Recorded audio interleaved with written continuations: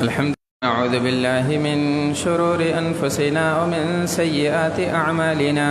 من يهده الله فلا مضل له ومن يضلله فلا هادي له. وأشهد أن لا إله إلا الله وحده لا شريك له وأشهد أن كذلك الخروج كذبت قبلهم قوم نوح وأصحاب الرس وثمود وعاد وفرعون وإخوان لوط وأصحاب الأيكة وقوم تبع كل كذب الرسل فحق وعيد. أفعينا بالخلق الأول بل هم في لبس من خلق جديد. وعن عبد الله بن مسعود رضي الله عنه قال قال رسول الله صلى الله عليه وسلم لا حسد إلا في اثنتين: رجل أعطاه الله مالا فسلطه على هلكته في الحق، ورجل يعلمه الله الحكمة، ورجل أعطاه الله الحكمة فهو يعلمها ويقضي بها. متفق علیہ. معزز حاضرین گرامی، میرے دینی اور ملی بھائیوں، میری ماؤں اور بہنوں، عزیز بچوں، نوجوان ساتھیوں، اللہ تعالیٰ کی بڑائی کے بعد، اس کی حمد و ثنا اور اس کی کبریائی کے بعد بے شمار درود و سلام ہو آقا نامدار جناب محمد رسول اللہ صلی اللہ علیہ وسلم کی ذات اقدس پر، کہ جن کے ذریعے سے اللہ تبارک تعالیٰ کا دین ہم تک پہنچا ہے. ہم سب جانتے ہیں کہ یہ مناسبت ایسی ہے کہ جب ہمارے بچوں کو، ہماری اولاد کو تعلیمی اسناد دی جا رہی ہیں، سرٹیفکیٹ تھمائے جا رہے ہیں، سال بھر کی تعلیمی کارکردگی بتائی جا رہی ہے، اب ان کے لیے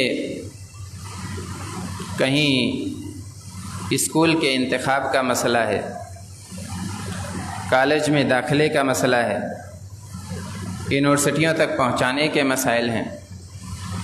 ایسے میں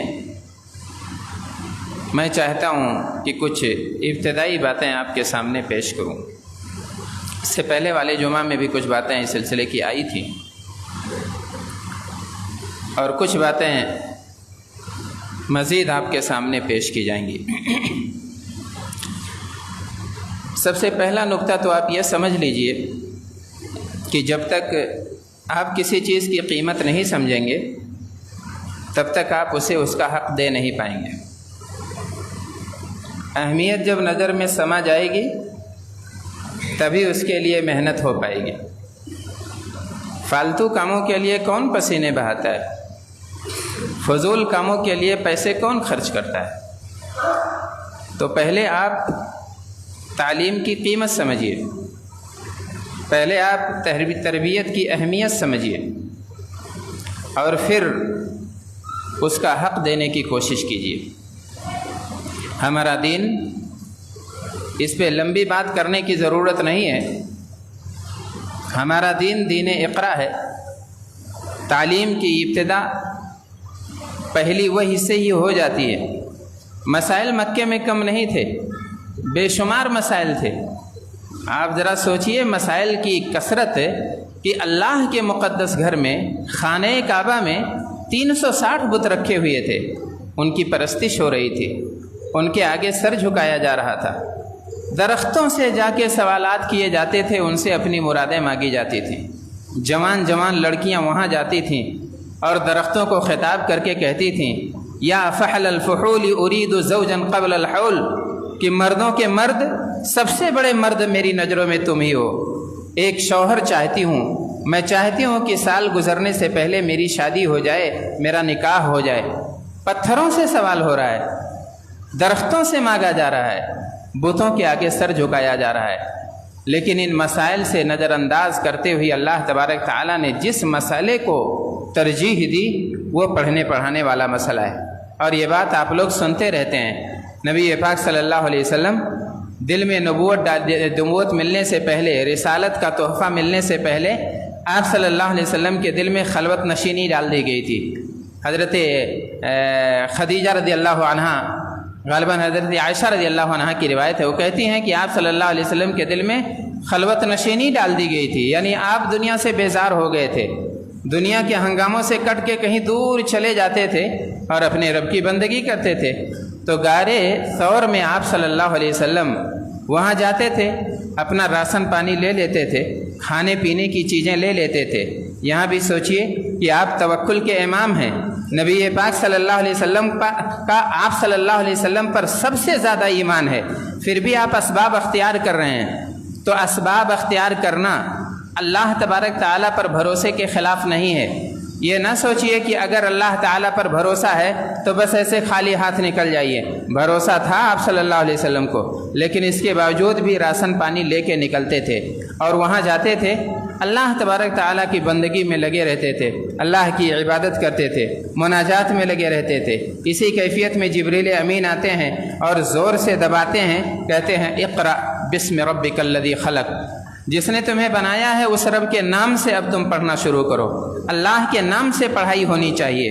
پڑھائی وہی ہمارے لیے مفید ہے جو اللہ تبارک تعالیٰ کے نام سے شروع کی جا رہی ہو، جس میں اللہ تبارک تعالیٰ کی معرفت ہمیں دی جا رہی ہو، جس میں ہمیں دین کی سوجھ بوجھ دی جا رہی ہو۔ اس پڑھائی کو اولیت حاصل ہے، اسے ترجیح حاصل ہے۔ اسی لیے جبریل امین نے کہا آپ پڑھیے، صرف پڑھنا نہیں کہا گیا بلکہ کہا گیا بسم ربک الذی خلق، اپنے محسن رب کی جس نے تمہیں وجود بخشا ہے اس کے نام سے پڑھائی شروع کرو۔ اللہ تبارک تعالیٰ نے تمام مسائل کو نظر انداز کرتے ہوئے صرف تعلیم کے مسئلے کو فوکس کیا ہے، اور بھی بہت ساری کہنے سننے کی سلسلے میں باتیں ہیں۔ بے شمار آیتوں میں آپ صلی اللہ علیہ وسلم کو یہ بتایا گیا کہ تعلیم سب سے بنیادی چیز ہے اور اس کے بغیر دنیا میں ترقی اللہ کسی کو دیتا نہیں ہے۔ ابن خلدون رحمہ اللہ کہتے ہیں کہ دنیا کی امامت اللہ تبارک تعالیٰ نے جاہل قوموں کو کبھی دی ہی نہیں۔ آپ انسانی تاریخ اٹھا کے دیکھ لیجئے، قیادت کرنے والی قوموں کو دیکھ لیجئے، حکومت کرنے والے لوگوں کو دیکھ لیجئے، اگر انہیں وہ نادان اور جاہل رہے ہیں تو اللہ تعالیٰ نے ایسی قوم میں قیادت اور سیادت زیادہ دنوں تک نہیں رکھی ہے۔ تو اگر اس پہ آپ تسلط چاہتے ہیں، اگر آپ چاہتے ہیں کہ دنیا کی امامت کریں، اگر آپ چاہتے ہیں کہ لوگوں کی صحیح رہنمائی کریں، اگر آپ چاہتے ہیں کہ حق کے علم بردار بن جائیں، تو پھر آپ کو حق تو پہچاننا ہی پڑے گا، حق جاننا پڑے گا، سچ کیا ہے اس کا علم حاصل کرنا پڑے گا۔ اللہ تبارک تعالیٰ نے اسی لیے ان کی اہمیت بیان کرتے ہوئے فرمایا شہید اللہ انہ لا الہ الا ہو، اللہ تبارک تعالیٰ نے گواہی دی ہے اور ملائکہ گواہی دے رہے ہیں، وہ اولو العلم اور اہل علم گواہی دے رہے ہیں۔ یہ اہل علم کے لیے بہت بڑے شرف کی بات ہے کہ اللہ تبارک تعالیٰ نے اپنی گواہی کے ساتھ، فرشتوں کی گواہی کے ساتھ اہل علم کی گواہی کو جوڑ دیا ہے۔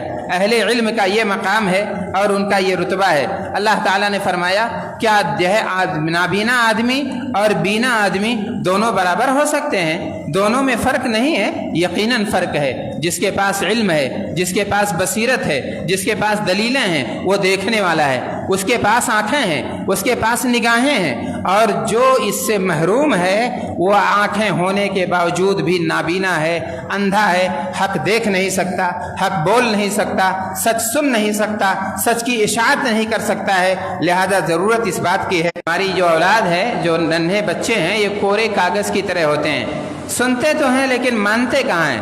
کورے کاغذ کی طرح ہم اسے کسی اور کے حوالے کر دیتے ہیں کہ لے جاؤ، جو اس پہ تحریر کرنا ہے اپنے حساب سے تحریر کر دو، لے جاؤ، یہ تختی تمہارے حوالے ہے، یہ سادہ سا پیپر تمہارے حوالے ہے، جو اس پہ لکھنا چاہتے ہو لکھ دو، چاہے تم جو ہے دنیا کی محبت اس میں ڈالنا چاہتے ہو ڈال دو، چاہے عیسیٰ علیہ السلام کی محبت اور جو ہے گلو زدہ محبت ان میں بھرنا ہے بھر دو۔ ہم خالی چیزیں انہیں دے دیتے ہیں اور وہ اپنے حساب سے اس میں نقش و نگاری کرتے ہیں۔ پھر جب بچے ہمارے ہاتھ سے نکل جاتے ہیں تب ہم اشک بہاتے ہیں، تب ہم روتے ہیں، تب ہم کہتے ہیں کہ بچہ ہمارے ہاتھ سے نکل گیا، اولاد ہمارے ہاتھ سے نکل گئی۔ ہو بہو یہی واقعہ بنگلور کا ایک اچھا آدمی تھا، پڑھا لکھا سنجیدہ آدمی، اور وہ ایک دن بیٹھا رو رہا تھا۔ میں نے اس سے رونے کی وجہ پوچھی، تب کہا دیکھیے دل کا درد کسی سے کہا نہیں تھا، لیکن آپ نے چونکہ سوال کیا ہے، اللہ تبارک تعالیٰ کے رسول کی مسجد ہے، لہذا آپ سے میں بیان کر رہا ہوں۔ پوری بات اس نے بتائی۔ اس کا خلاصہ یہی تھا کہ اپنی تنہا اکلوتی بیٹی کو اس نے ایسی تربیت دی تھی یا ایسے تربیت گاہ کے حوالے کر دیا تھا جہاں جو ہے ان کے اپنے لوگ اسی حساب سے اس کی تربیت کرتے ہیں، اور جب یونیورسٹی کے لیول پر وہ بچی پہنچ جاتی ہے تب پتہ چلتا ہے کہ ماں باپ کی محبت دل سے نکل گئی ہے، اللہ اور اس کے رسول کی الفت دل سے نکل گئی ہے۔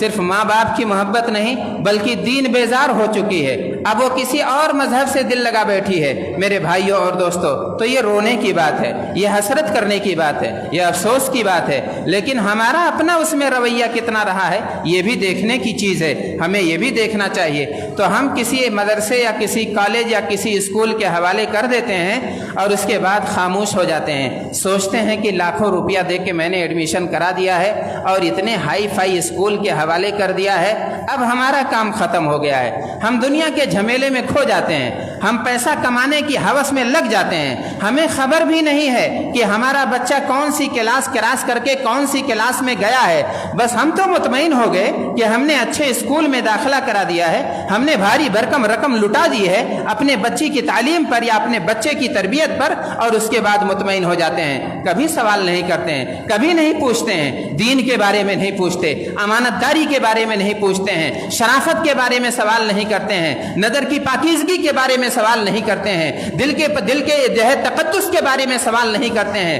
ماں باپ کے حقوق نہیں بتاتے ہیں، اللہ تبارک تعالیٰ کے حقوق کیا ہیں وہ نہیں سمجھاتے ہیں، کبھی یہ سوال نہیں کرتے کہ بیٹا گھر میں آئے ہو اسلامی آداب کا پاس رکھے ہو کہ نہیں رکھے ہو، آج تم نے کس کی مدد کی ہے؟ نبی پاک صلی اللہ علیہ وسلم نے مدد پر ابھارا ہے، نبی پاک صلی اللہ علیہ وسلم نے لوگوں کے کام آنے پر ابھارا ہے، اللہ کے رسول صلی اللہ علیہ وسلم نے مفید ترین بننے پر ابھارا ہے۔ کسی کے لیے مفید نہیں بنے ہو تو کم سے کم اپنی بہن کا کوئی کام کیا ہے کہ نہیں کیا ہے، اپنے بھائی کے ساتھ کوئی ہمدردی دکھائی ہے کہ نہیں دکھائی ہے، آج فلاں چیز تم نے کھائی ہے اس میں کتنے لوگوں کو شامل کیا ہے؟ یہ تربیت ہے، خاموش تربیت ہے۔ ہمارے ایک سوال سے بچے کے ذہن میں بہت سارے سوالات اور بہت ساری ایجابی پہلو پیدا ہو سکتے ہیں، لیکن ہمیں سوال کرنے کا موقع نہیں ہے، ہمیں اپنی اولاد کو وقت دینے کا موقع نہیں ہے۔ ہم تو اولاد کے لیے حویلیاں بنانے میں لگے ہوئے ہیں، ہم تو اولاد کے لیے پراپرٹیاں بنانے میں لگے ہوئے ہیں، ہم تو اولاد کے مستقبل جو ہے سنہرے مستقبل کے لیے خواب دیکھنے میں لگے ہوئے ہیں۔ ابھی آنکھ کھلی ہی نہیں، ابھی تو ہم نیند میں ہیں،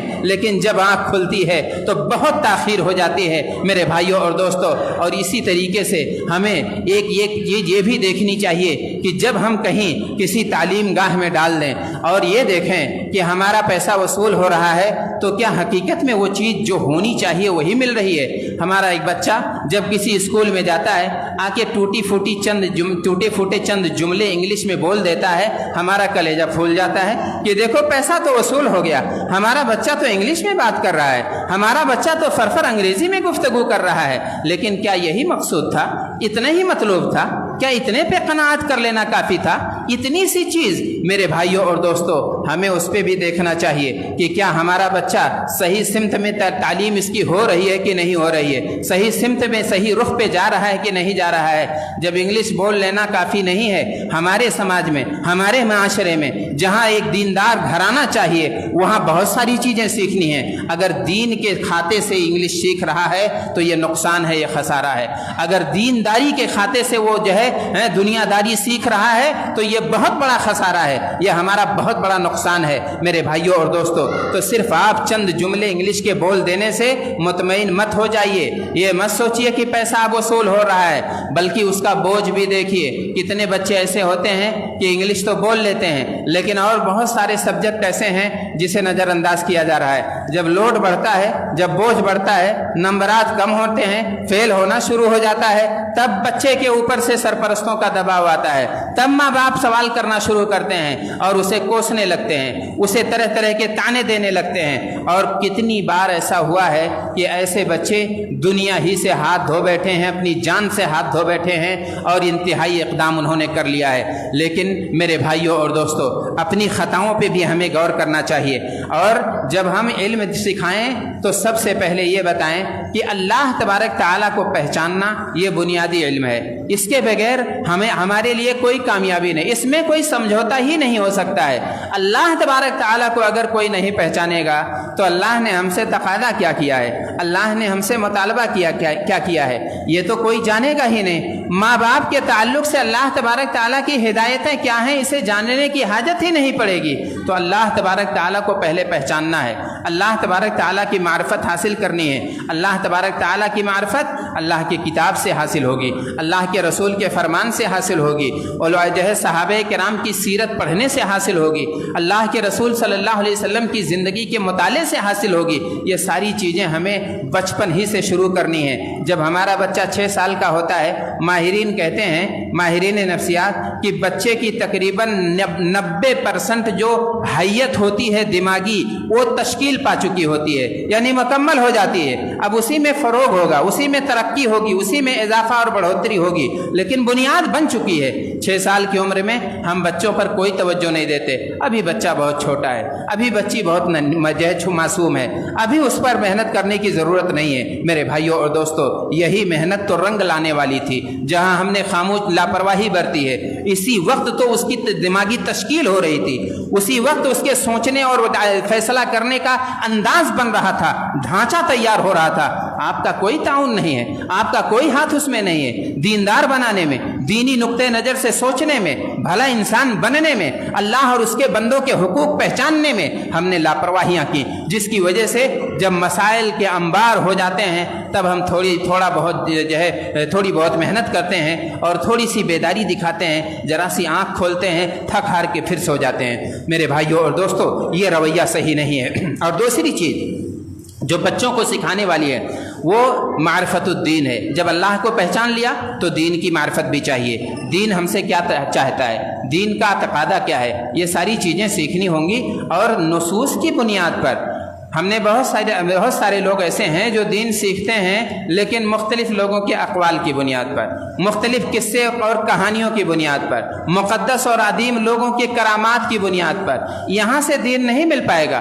دین کے اندر مضبوطی تو آئے گی ان واقعات سے، کامیاب لوگوں کی کامیاب زندگی کے مطالعے سے مضبوطی تو آئے گی، لیکن اصل یہ ہے کہ اللہ کا دین اللہ کے کلام سے پہچانیے، اللہ تبارک تعالیٰ کا دین نبی پاک صلی اللہ علیہ وسلم کے فرمان سے پہچانیے۔ حقیقی دین کی معرفت تب حاصل ہوگی، تب اختلافات کم ہوں گے، تب انتشارات کم ہوں گے، تب لڑائی اور جھگڑے کم ہوں گے، تب ہماری زندگی سے بے چینیاں دور ہو جائیں گے، تب ہمیں سکون قلب حاصل ہو جائے گا، اور ہم بھائی بھائی بن کے ویسے ہی رہیں گے جیسے جیل اول بن کے رہا ہے، جیسے صحابہ کرام کا معاشرہ تھا، جیسے صحابہ کرام کا سماج تھا، جو ایک دوسروں کے لیے جیتے تھے، جو ایک دوسروں کی غمخواری اور ہمدردی کیا کرتے تھے، اور قربانی کے ساتھ ساتھ ایثار کا جذبہ دکھایا کرتے تھے۔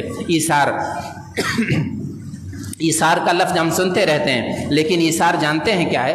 قربانی سے کئی گنا اونچا درجہ ہے۔ قربانی یہ ہے کہ میرے پاس 1000 روپیہ ہے، میں نے 500 روپیہ محنت کی کمائی اللہ کی راہ میں لٹا دی ہے، یہ میری مالی قربانی ہے۔ میں نے اپنی محنت اور اپنی جد و جہد لگائی ہے اللہ تعالیٰ کے دین میں، یہ میری بدنی قربانی ہے۔ لیکن ایثار کیا ہے کہ میرے پاس 500 روپے تھے، 500 روپے کی مجھے خود حاجت تھی، میرے بچے خود بھوکے تھے، میری بیوی خود پیاسی تھی، لیکن ان ساری چیزوں کو نظر انداز کر دیا، کسی اور کی ضرورت پہ خرچ کر دیا ہے، کسی اور اپنی ضرورت کو بھلا دیا، دوسروں کی ضرورت نبھا دی ہے۔ یہ ایثار ہے، ایثار کا یہی جذبہ ہے۔ اللہ کے رسول صلی اللہ علیہ وسلم کے پاس مسجد نبوی میں ایک آدمی آتے ہیں، دور کا سفر کر کے آئے ہیں، ظاہر ہے سفر کر کے آیا ہوا آدمی مسافر ہے، اور مسافر آدمی کھانے پینے کا انتظام نہیں ہوتا ہے، گھر سے دور ہوتا ہے، گھر کی سہولیات سے محروم ہوتا ہے۔ نبی پاک صلی اللہ علیہ وسلم نے اپنے گھر پہ پہلے پوچھا کہ کیا بھوک مٹانے کے لیے اس مہمان کی میزبانی کے لیے کوئی سامان ہے؟ جب پتہ چلا کہ گھر خالی ہے، اللہ کے رسول صلی اللہ علیہ وسلم کا گھر خالی رہا کرتا تھا۔ حضرت عائشہ رضی اللہ عنہا کی ایک روایت مجھے یاد آئی، اس پس منظر میں سن لیجئے سرسری طور پر۔ وہ کہتی ہیں کہ ہم دو کالی چیزوں کی وافر مقدار میں، یعنی وافر مقدار میں ہمیں 2 چیزیں حاصل ہوئیں جب نبی پاک صلی اللہ علیہ وسلم دنیا سے گئے ہیں۔ جب آپ کی وفات ہوئی ہے تب جا کے ہمیں 2 چیزیں بھرپور انداز میں ملتی تھیں، 2 کالی چیزیں، ایک تو تمر ہے اور پانی ہے، یہ بھی دستیاب نہیں رہتا تھا۔ جو آج دستیاب ہے، اللہ کے رسول صلی اللہ علیہ وسلم کے سن 11 ہجری میں وفات ہوئی ہے، لیکن اس سے پہلے کبھی ایسی کیفیت نہیں ہوتی تھی کہ گھر میں کھجور وافر مقدار میں موجود ہو، گھر میں پینے کے لیے وافر مقدار میں بہترین پانی موجود ہو، یہ بھی دستیاب نہیں ہوتا تھا۔ لیکن جب اللہ تعالیٰ نے خیبر فتح کرایا تب وہاں سے کھجوروں کی وافر مقدار میں وہ جو ہے آپ کے ہاں تو کھجور حصے میں آتے تھے، اور ایسے ہی اللہ تبارک تعالیٰ نے تھوڑی سی فراوانی دے رکھی تھی۔ تو ایسے گھر میں ظاہر ہے ہمہ وقت ضیافت کے لیے کوئی سامان نہیں رہتا تھا۔ جب وہاں سے مایوسی ہوئی تب آپ صلی اللہ علیہ وسلم نے اپنے صحابہ کرام کو خطاب کیا اور کہا دیکھو ایسی بات ہے، اگر کوئی تم میں سے ہو استطاعت رکھتا ہو تو اس مہمان کی میزبانی کر دے۔ ایک صحابی ہاتھ پکڑ کے لے جاتے ہیں، گھر میں دریافت کرتے ہیں، کوئی چیز نہیں ہے کھانے کے لیے، تھوڑا سا کھانا تھا، وہ بچوں کی بھوک مٹانی تھی، اس سے تھوڑا سا کھانا تھا، اس سے اپنی پیاس اور اپنی بھوک مٹانی تھی، لیکن انہوں نے اپنے بچوں کی ضرورت اللہ کے رسول کے مہمان پہ خرچ کر دیا۔ یہ ایثار ہے۔ ایسی بہت ساری مثالیں ہیں۔ تو صحابہ کرام نے ایثار دکھایا، صحابہ کرام نے بھائی چارگی دکھائی، صحابہ کرام نے محبت دکھائی، اسی لیے اللہ تبارک تعالیٰ سے جنت کے سرٹیفکیٹ بھی پائی ہے۔ تو اگر جنت چاہیے، اگر اللہ تبارک تعالیٰ کی رضا چاہیے، اللہ تبارک تعالیٰ کی نعمتیں چاہیے اور مرنے کے بعد سعادت چاہیے، تو پھر وہی روش اختیار کرنی پڑے گی جو لوگ اختیار کر کے کامیاب ہوئے تھے۔ میرے بھائیوں اور دوستو، تیسری چیز یہ ہے معرفت النفس،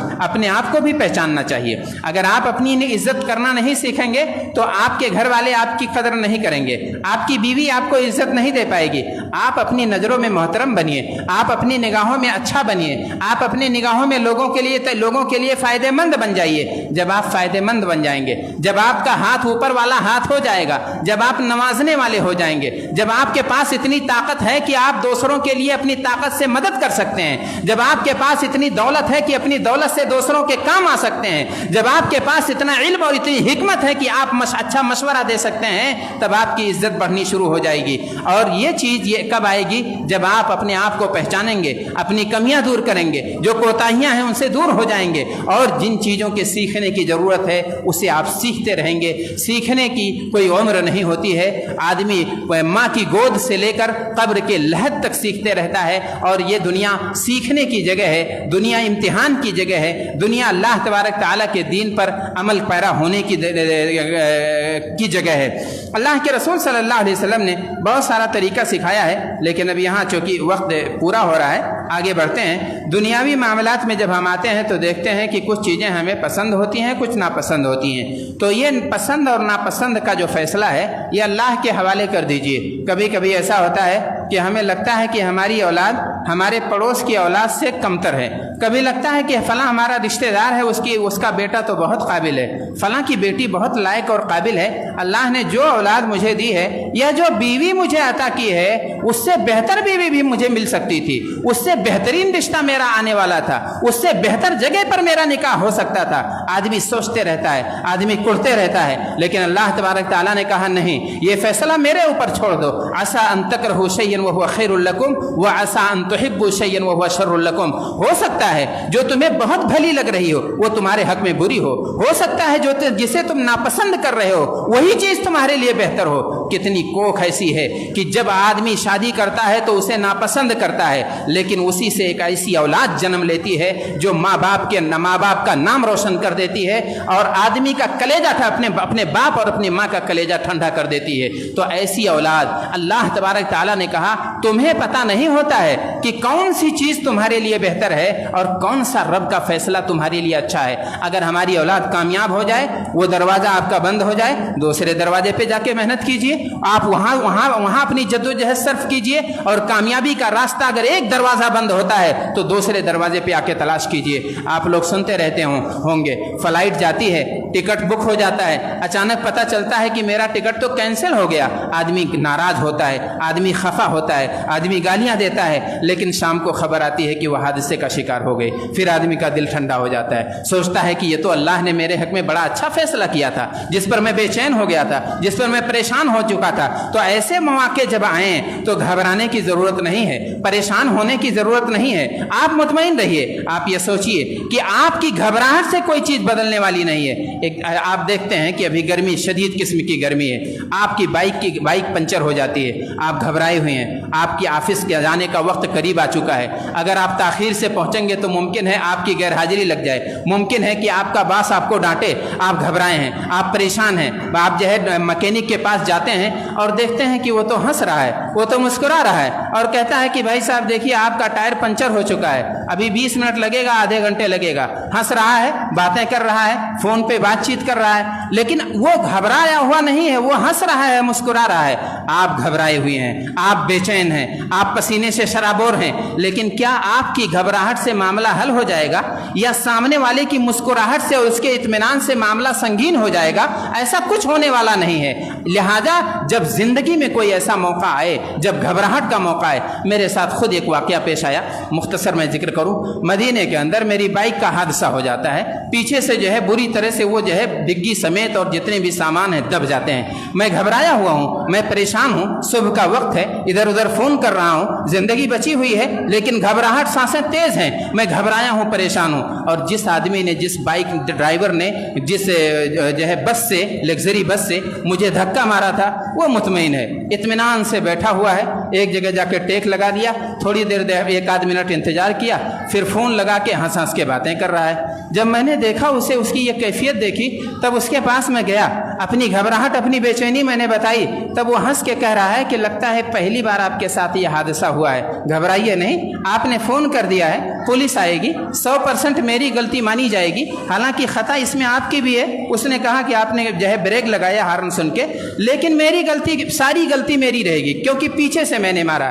तो उसका इत्मीनान, उसकी मुस्कुराहट, बाद में मुझे समझ में आया कि वाकई में ऐसे मसाइल तो ज़िंदगी में बारहा आते रहते हैं। हम घबरा जाते हैं, हम परेशान हो जाते हैं, हम जो है हमारे सोचने और समझने की सलाहियत मफकूद हो जाती है। कितनी बार आसान सा मामला रहता है वो गंभीर हो जाता है। लेकिन आप ये सोचिए कि अल्लाह तबारक ताला की तकदीर पर जब ऐसे मौके पर आदमी भरोसा करता है और सोचता है कि जो होना था हो चुका, अब आगे रास्ता क्या है, अब आगे मुनासिब फैसला क्या लेना है, और इत्मीनान से फैसले लीजिए, घबराइए नहीं। अब फेल होने पर अपने बच्चों को गालियां मत दीजिए, अपनी बेटी को तंग मत कीजिए, सताइए नहीं, मुतमईन हो जाइए, उसके सामने हंस दीजिए और उसके बाद अब आगे क्या करना है ये फैसले कीजिए। ऐसे मौके ज़िंदगी में बारहा आते रहेंगे। लिहाजा मेरे भाइयों और दोस्तों, अल्लाह तबारक ताला पर पूरा भरोसा रखिए। ज़िंदगी में घबराहट के जब मौके आए तो अपने आप को संभाल के रखिए, अल्लाह तबारक ताला के फैसले पर 100% मुतमईन रहिए और ये सोचिए कि शायद मेरे लिए ये चीज़ बेहतर थी, यही रब का मंजूर था और यही फैसला मेरे लिए बेहतर है।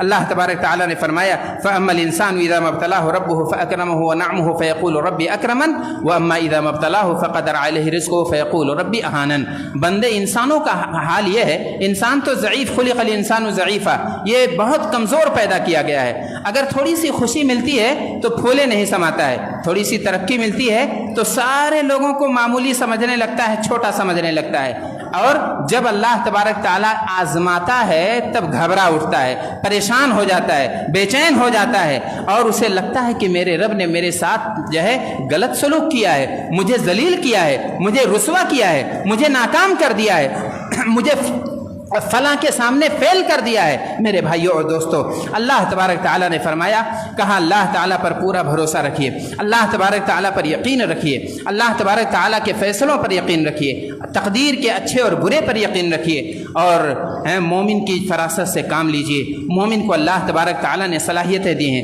रब और मुसीबतों और परेशानियों को झेलने का नुस्खा अता किया है, ऐसा नुस्खा जो दीगर अक़वाम के पास नहीं है। अल्लाह तबारक ताला से दुआ है कि अल्लाह ताला हमें दीन की सही समझ अता करे। मौला करीम हमें अपने बच्चों की तरबियत, सही तरबियत करने की तौफ़ीक़ अता फरमा। अल्लाह ताला हमारे घरानों को दीनी घराना बना दे। मौला करीम हमें मिलजुल कर मोहब्बत के साथ रहने की तौफ़ीक़ अता फरमा।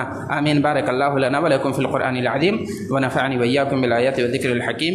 इन्नहु तआला जव्वादुन करीमुम मलिकुम बर्रुर रऊफ़ुर रहीम।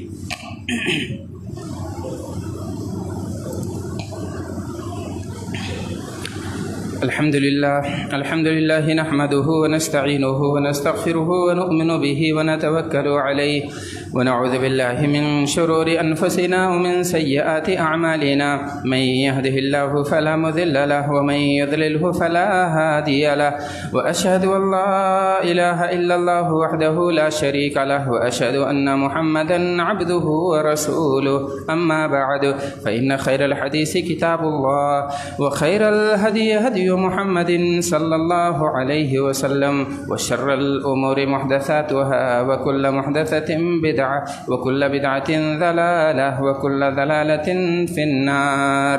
أعوذ بالله السميع العليم من الشيطان الرجيم. بسم الله الرحمن الرحيم. إن الله وملائكته يصلون على النبي يا أيها الذين آمنوا صلوا عليه وسلموا تسليما. اللهم صل على محمد وعلى آل محمد كما صليت على إبراهيم وعلى آل إبراهيم إنك حميد مجيد.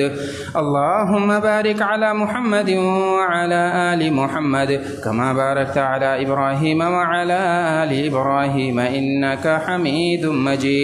عباد الله رحمني ورحمكم الله، إن الله يأمر بالعدل والإحسان وإيتاء ذي القربى وينهى عن الفحشاء والمنكر والبغي يعظكم لعلكم تذكرون.